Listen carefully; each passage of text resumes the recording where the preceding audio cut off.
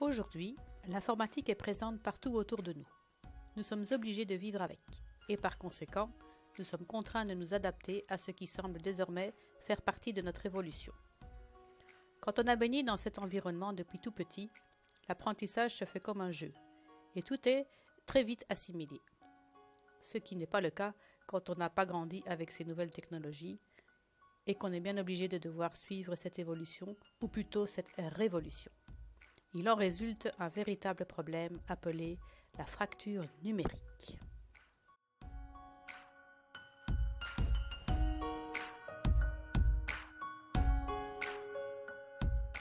Quand on fait du support en informatique, on doit s'attendre à ce qu'on vous pose n'importe quelle question sur n'importe quel média. Il y a aujourd'hui des ordinateurs, des tablettes, des GSM, des smartphones, etc. Et chaque système a ses spécificités.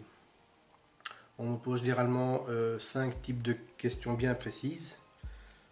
Premièrement, on me pose des questions liées à la méconnaissance du système d'exploitation, soit Windows ou Android ou iOS pour iPhone.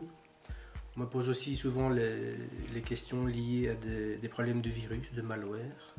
Ça c'est vraiment classique.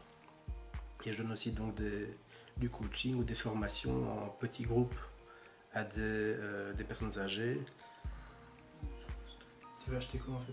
Je veux acheter un jeu, par exemple. Ouais. Alors j'ai vu... Quel jeu tu veux acheter? Pour aller là-dessus, acheter des choses, il faut un compte live. Il me disait de me créer un compte Microsoft. Un compte Microsoft. Alors j'avais un code et ce code ne fonctionne pas. Mettre-le au-dessus. Oui.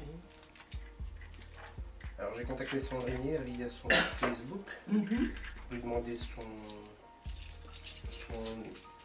pseudo. Alors un pseudo c'est quoi? C'est un petit nom qu'on se donne sur Skype si on veut. C'est ça. Il faudra créer pour toi des publicités, tu payes. Mais c'est jamais réellement gratuit. À Facebook, tu as ici, quand tu vas sur Facebook, document dans la file d'attente, quand je clique dessus, c'est vide.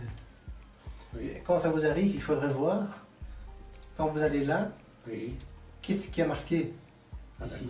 Parce que normalement, le document que vous envoyez, il est d'office ici dedans. Quand l'imprimante répond, ça imprime. Mais quand ça ne répond pas, il vous met ici la raison pourquoi ça ne répond pas. On fait aussi de plus en plus appel à moi pour le domaine de la e-santé. Parce qu'aujourd'hui, avec un GSM, on peut faire pas mal de choses qui aident les seniors. C'est derrière le téléphone, un bouton SOS. En fait, on a configuré préalablement 5 numéros. Et dès que la personne a un souci, par exemple, elle tombe par terre, elle n'arrive pas à se relever, elle peut appuyer sur le bouton. Immédiatement, le téléphone en fait envoie via sa puce GPS sa position par SMS à ces 5 numéros et va ensuite commencer par appeler un par un les 5 numéros.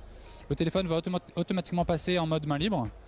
Et voilà, donc une personne peut obtenir de l'assistance assez facilement. Aujourd'hui, tout est devenu de plus en plus petit, de plus en plus puissant et de moins en moins cher, ce qui rend tous ces appareils beaucoup plus accessibles, plus pratiques et plus faciles à utiliser surtout. Donc je crois que cette image qui est rébarbative et austère est en train de changer complètement. Et puis les gens constatent très bien que c'est plus vraiment un luxe, mais c'est devenu une utilité d'avoir ce genre d'appareil. Ça vous simplifierait vraiment, vraiment beaucoup de la vie. Eh bien, j'envoie principalement des mails. Je communique donc par mail, mais je fais tout mon PC banking. J'y mets les photos que je prends. Je les envoie pour les faire développer quand je veux les avoir. Alors, je télécharge de la musique pour ma chorale, donc toute la musique qu'on nous envoie, je la réceptionne par Internet.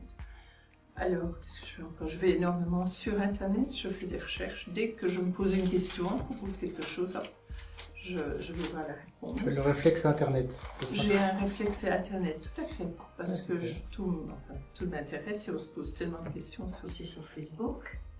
Et sur Facebook parce que entre autres, j'ai eu des étudiants américains qui sont venus ici en Belgique et je voulais les suivre chez eux. J'ai aussi de la famille à l'étranger et on correspond un peu comme ça, oui.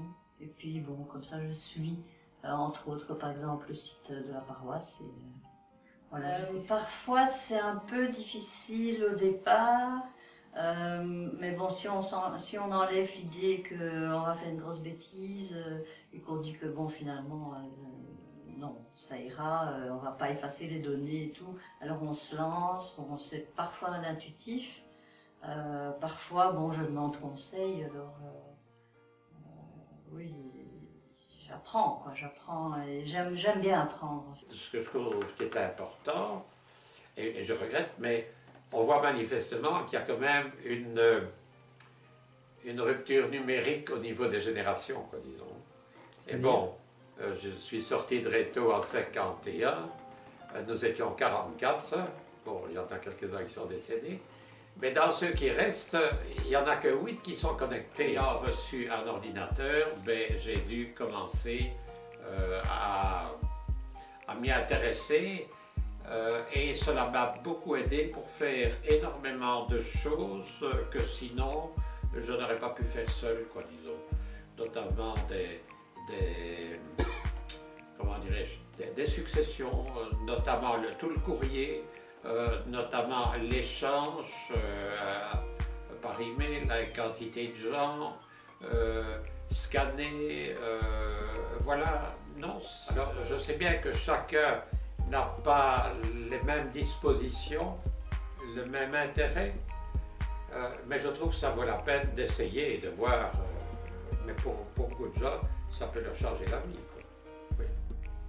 Mais en choisissant ce créneau-là, je constate que les gens ont besoin du service. Donc ça, c'est quelque chose de bien, évidemment. Puis c'est une aventure humaine extraordinaire aussi. Moi, quand je vais chez les gens et qu'on commence à voir comment il faut mettre des photos sur un PC, comment rédiger un mail, évidemment, de fil en aiguille, on rentre dans le cercle privé des gens, forcément. On voit les photos, du coup, on discute d'un voyage. On rédige un document Word ensemble pour un médecin. Donc moi, je fais beaucoup d'administration pour les seniors aussi. Et tout ça fait que il y a un climat de confiance qui s'installe. Et pour finir, c'est vraiment un métier où le côté humain est très important aussi. On doit avoir la patience d'expliquer aux gens, la patience de remontrer plusieurs fois comment ça fonctionne. Et en général, il y a vraiment un lien fort qui naît avec les clients et ces gens continuent à faire appel à moi, donc c'est que quelque part ça leur plaît.